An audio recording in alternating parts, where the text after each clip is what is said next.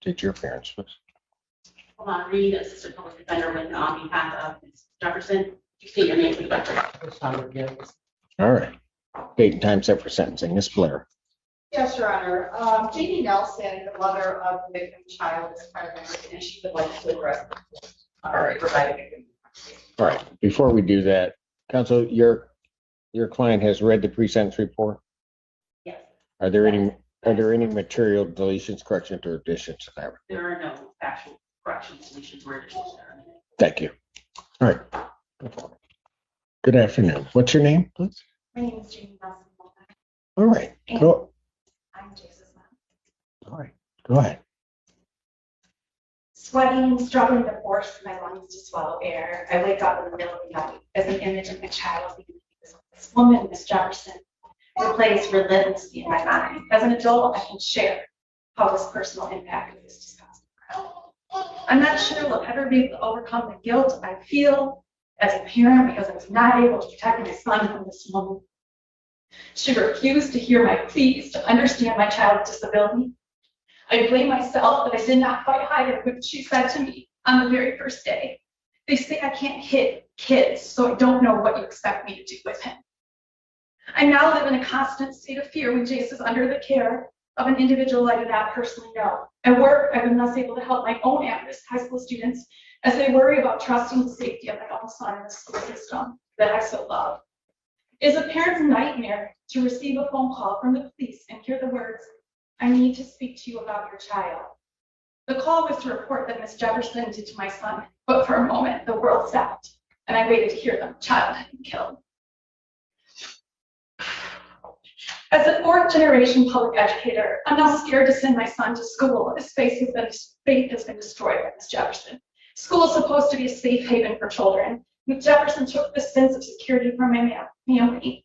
Teaching high school in Romulus and Belleville for the last 23 years, there's a sign in my classroom that says, "This is a safe place," on my classroom door. I had students throw scissors across the room and scream in my face, yet I still kept them safe and knew that I must remain the professional, knowing that my students had special needs, just as my son has, even if theirs may come from things like living in a homeless shelter or witnessing violence. I devoted my life to provide for the safety of thousands of students in our public school system. She couldn't take care of my one. I get physically ill replaying the moment I watched Miss Jefferson ignore Jace's cries for help as he hung upside down from the legally and incorrectly fastened harness. This disgusting part of the video was not even shown in the court, but as a mother, it is an image of her face, spiteful and condescending, and she tells my autistic son that she won't help him as he begs, screaming for help. I fear this image may never leave me, and I know the sound of his screams never will. I can tell you how watching that video in a suffocating small police interrogation room changed every moment of my life forever. I'm inherently empathetic and compassionate, yet knowing that Miss Jefferson repeatedly slapped my disabled child as he was restrained on a special education bus, it's forced me to grapple with my faith in humanity. As an adult, I can put the impact into words, but devastatingly and most importantly, as an impact of this case, Jace is too young to share his words about how being physically abused by Miss Jefferson, an adult he was supposed to trust, in a place that he was supposed to be safe, will affect him now and always. He can't tell us of the fear he experienced as he ran straight from the bus each day, refusing to speak and slammed the house door, sometimes locking me outside. He can't tell us what through his mind as he sat staring blankly, refusing to even mention the bus ride, or how when his mom told him to behave on the bus, blaming him because she only knew the side of Miss Jefferson's false story, how confused he must be that his mom was allowing someone else to abuse him over and over. Jace doesn't have the words, or maybe lacks the ability yet to process how being abused by a public school employee has increased his disdain and aversion and aversion to school and lack of trust of adults, along with his inability to feel safe in this world. Jace had to move to another school system after this abuse, and for a child with autism, that change can be devastating. After the abuse, Jace had and continues to have major emotional dysregulation in school. His ability to establish relationships with adults has been diminished. Whenever I've ever had to bring up the one bus driver, his pulse raises, eyes widen, and he will adamantly say he never wants to talk about that mean lady who hates him again. His entire demeanor changes as he relives the hell Miss Jefferson inflicted on him. In addition to Jay, 6 other special needs children witnessed this abuse. They were told by her to fear police officers and threaten that they were going to jail as 8-year-olds. As our most vulnerable population, their trust in adults and authority figures is diminished. These children also can't share their voices today, but they chose to show how effective them are both the teachers and social work. You probably have seen the national news and outcry that these actions have caused. Across the nation, people are disgusted. Jace was 7 years old at the time. With a big smile, a love for sports, and his cats, Maisie and Moby, Jace faces constant struggles in life to his disabilities and special needs. When Miss Jefferson physically and verbally abused him, she multiplied these challenges for Jace. Her cruelty crushed and altered the lives of not only an innocent child, but also a devoted full-time single mom and a loving teenage brother. Sorry. It's okay. No, you're good. Okay, Just take your time. You're fine. Right? We've got all day if necessary. So you just just go ahead. With full confidence, I can assure you that this is not the only time Miss Jefferson abused Jace. This is the only video that was viewed for this case. However, this was not the only incident. In the 2 months that Jace rode the bus, he started to act out during the last hour of school day and begged to be picked up rather than riding the bus multiple times.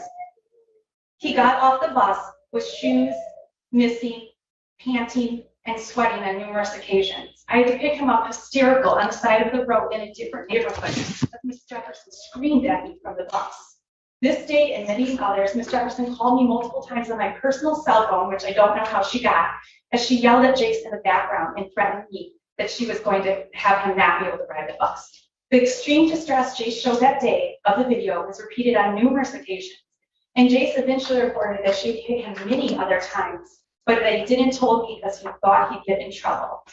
As the full videos for every bus ride are now under review, I shake at the thought of what I will see and will not be surprised if we end up at court again after further abuse is discovered. Ms. Jefferson has shown absolutely no remorse this entire case. At her arraignment, she stated that she had another school bus aid job set up in Ohio and laughed as she told Judge Simpson that she did this to be done with so she could once again work with children. This was abuse. This changed a child and a family's life forever. This caused national outrage. I am a forgiving person, so Ms. Jefferson makes that very difficult as she walks in the courtroom as if the entire process was an inconvenience for her as she rolls her eyes and pouts in her chair. I pity her. I pity how she has been hardened by this world in such a way that she feels the need to take frustration out on an innocent child. I am trying not to hold a vengeful heart, but her callous disregard to the harm she has caused disgusts me. Shonda, I truly am sorry that this world has been so hard on you to close your heart off in a way, the way that you were able to do what you did and not feel bad about it. You broke the mother code to keep each other's children safe. That's what we do. We keep each other's children safe. You betrayed this code and me when you lied to me and talked about being a single mother and having a schizophrenic son and how you had my back and you were looking out for me. It was all lies.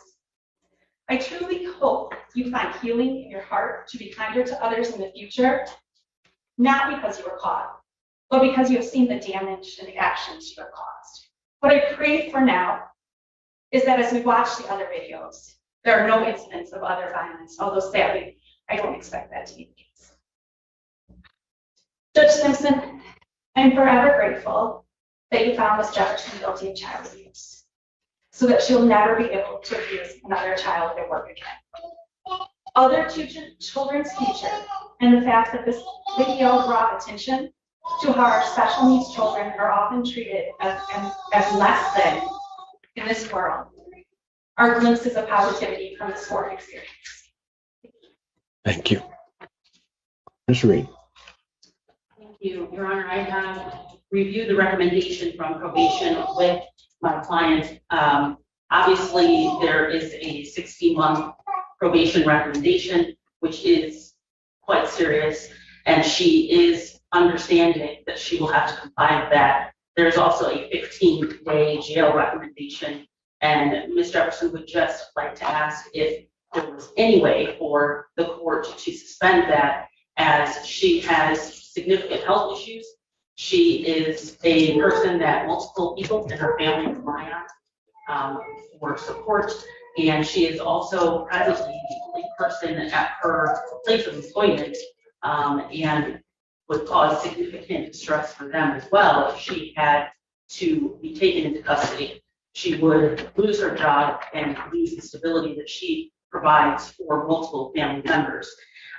As I said, there's also a recommendation for 16 months of probation, which is 5 years and is quite significant. If she does understand and is willing to accept that portion of the recommendation, and she is just hopeful that if there's any way for her to avoid any time in custody, that the court would be willing to consider that.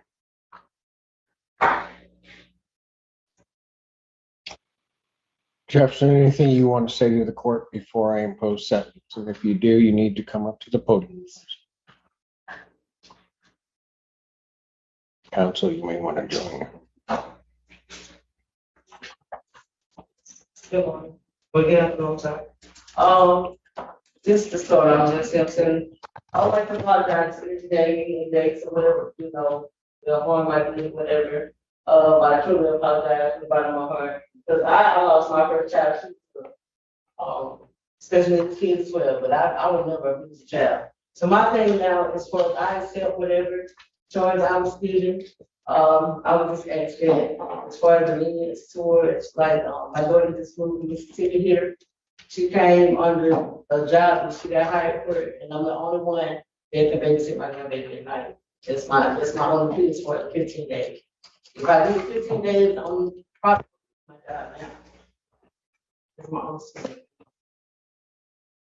So that's something that I just ask the court to kind of please, be lenient towards the 15 days, whatever it's I'm giving, I can, accept that. Toward that, so it's like my daughter, she starts work, and she starts her orientation this week, and like I literally have nobody to leave my grandbaby at night. So that's my only thing as far as the 15 days, and then else, I take full responsibility. Something like that. I don't have much to say is, accepting the choice, whatever the decision is, I accept it. I'm truly sorry, I didn't mean for this to happen. I have a heart, I really do. So I don't want anybody to feel I have a cold heart, which I really don't. Ms. Valera, you rose. Yes, Your Honor, I just wanted to bring it to the court's attention. Some of the statements that is being made, I did take that into consideration when I made the recommendation for sentencing. I mean, the actions in this case, especially on a child that is 17 years old, I believe that there is a need or deserves some sort of jail sentence. And so with her situation, I did take that into consideration with the recommendation that I provided. Thank you. Anything else? Court imposes sentence.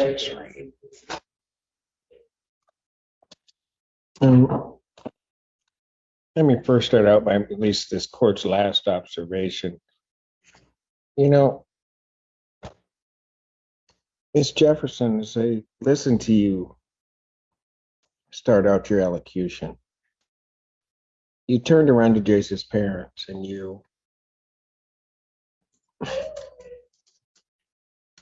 I guess the way I look at it, or what you portrayed to this court, was sort of a very sort of shorthanded shrift of what Jace's mom just got up here and said. Yes, I understand. No, I don't think you do. I really don't think you do. Because after making what maybe in words was an apology, but certainly I don't think in one's heart was an apology. Every next Ma'am, if you want to continue to, no, I'm just going to tell you, if you want to continue to allocute, I'll let you do that. Okay? I will let you say whatever you want to say to this court before I impose sentence. I will not be interrupted once I begin my sentence.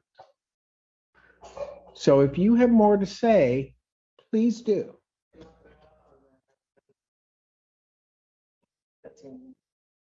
Well, thank you for allowing me to continue in my court.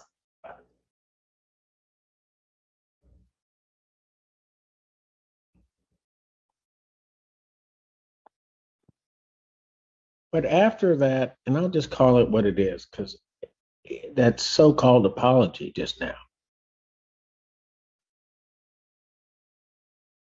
Everything that then came out of your mouth was not about Jace. It wasn't about what happened that day. Everything that came out of your mouth was all about you.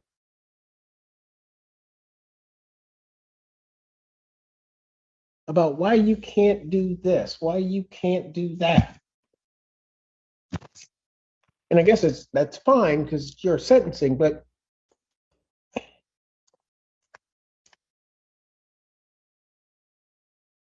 that video, what you did to that child,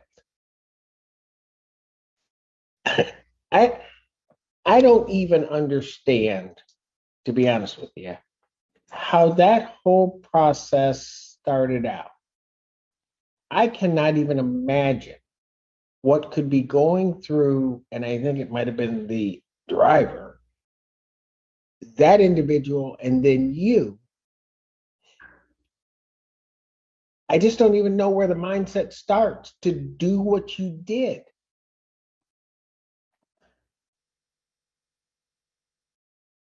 I don't think you understand. And to do it to a child that already has challenges. I mean, Ms. Jefferson, it might have been certainly bad enough and would have been horrible had it been on a 7-year-old that doesn't have disabilities, doesn't have those things in life that make sometimes life difficult, who could maybe verbalize to you what's going on. That would have been bad enough. But you have Jace. Some of those things he can't do. And you know that. I mean, that's part of the problem. You know he can't.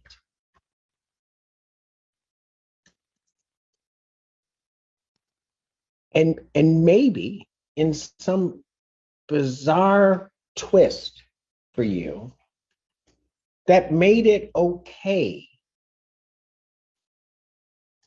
because he can't tell. Because he can't, in some ways, verbally defend himself.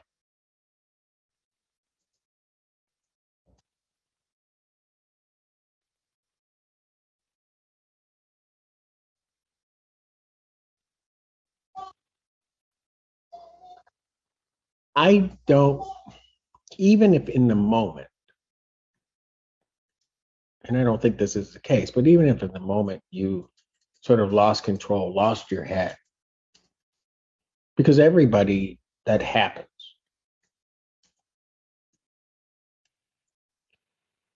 But then what people do is they reflect upon what they've done. Maybe one advantage to you reflecting upon that is that there's a video of what you did.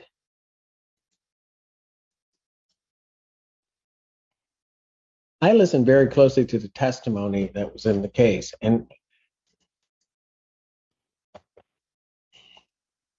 not only on a certain level should you have not done what you did, but you weren't even authorized to use the instrument that you used to do it. You didn't have the permission to do that, but you just did it. And I'm going to tell you, as it happened,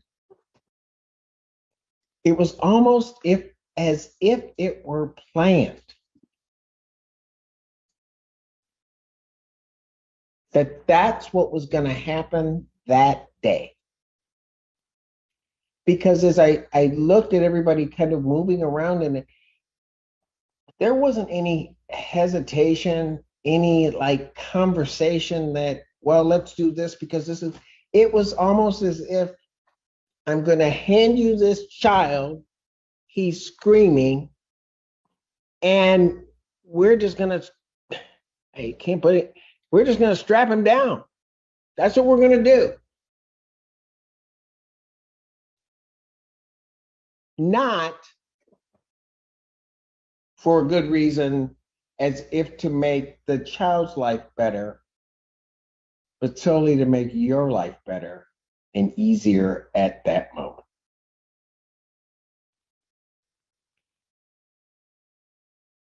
It's Jefferson. Some people don't think maybe I'm paying attention sometimes, but I watched you watch how you acted through that entire trial.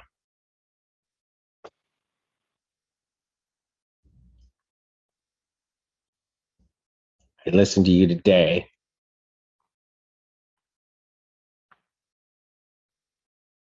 And I have to agree. You have no remorse. You have no understanding of what you've done. None. Now, it may be one thing when people are sitting in a trial and certain evidence is coming out and they react a certain way. But typically, especially in cases like this, between the time that happens and I pronounce guilt and the time of sentencing and the ability to have conversations and again, to reflect on what may have happened, they change, or at least have an appreciation for what happened, or at least an understanding for why people may feel different about what they did.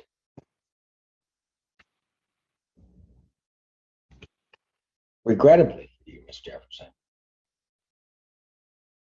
and maybe regrettably for us all, I expected to see that from you today. But regrettably, I didn't. I didn't in your voice, in what you said, in anything. See any caring or concern about what you did to the child.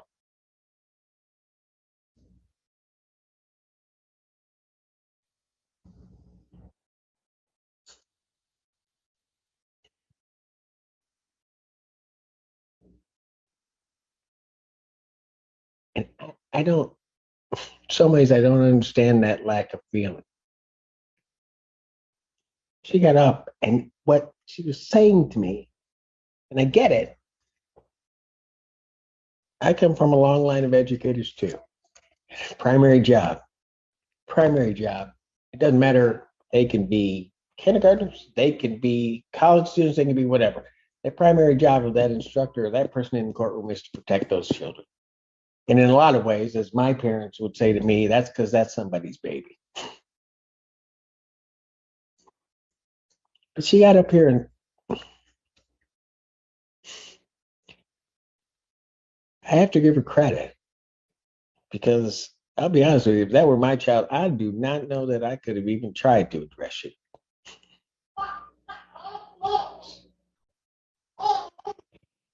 She got up here and spoke as a mother. Not necessarily as a victim, or she spoke on behalf of her child. She spoke as a mother. And I don't know how a person hears that. And as I look at you even right now, it has no effect on you. It is as though you don't care.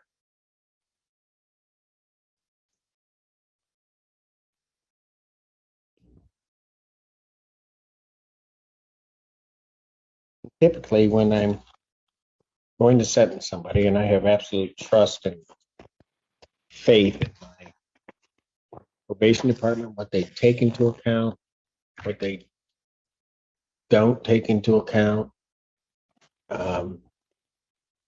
and in terms of fashioning their sentence. And I appreciate what Ms. Flair has said, because I know how she works. I know that she has taken everything that everybody, all of that information, taken it into account and synthesized it into the sentence.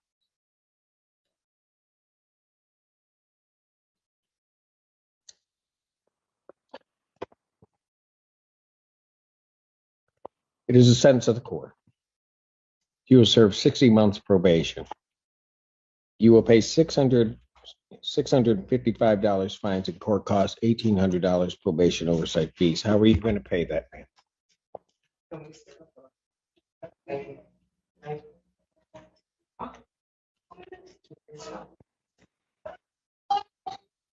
It'll be a payment plan as arranged by probation.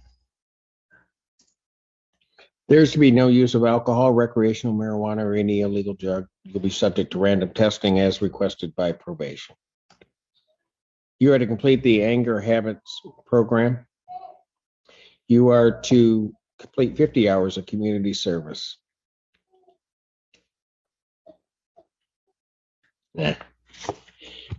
You're to complete 100 hours of community service. I'm changing that.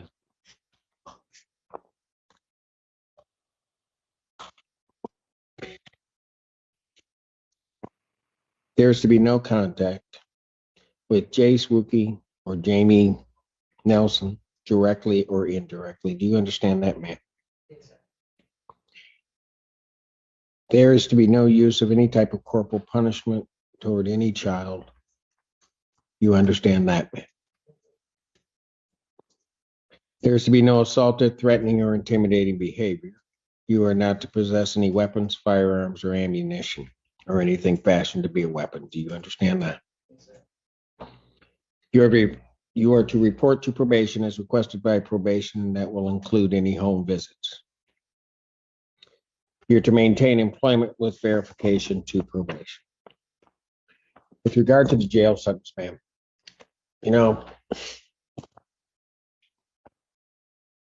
I don't mean to be flippant about it necessarily, but I'm just going to tell you this. I don't really care if you lose your job. I really don't. Because what you did to that child that day, what you did to somebody's baby that day, in my mind is inexcusable. Any harm that any jail I impose upon you causes doesn't even compare to the harm you caused that child that day. One day, that 15, 20 minutes, the harm you caused that child. Nothing that you will go through will compare to that. And you need to understand that. And if it takes you a while to sit in the Washtenaw County Jail and think about it, well, I got 360 reasons why you may have to start thinking about it.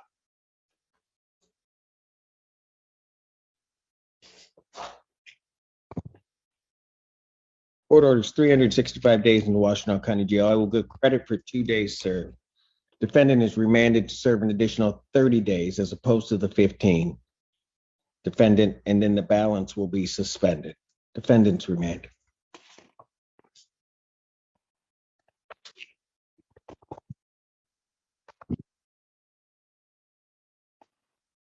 Anything further, counsel? Thank you, Ms.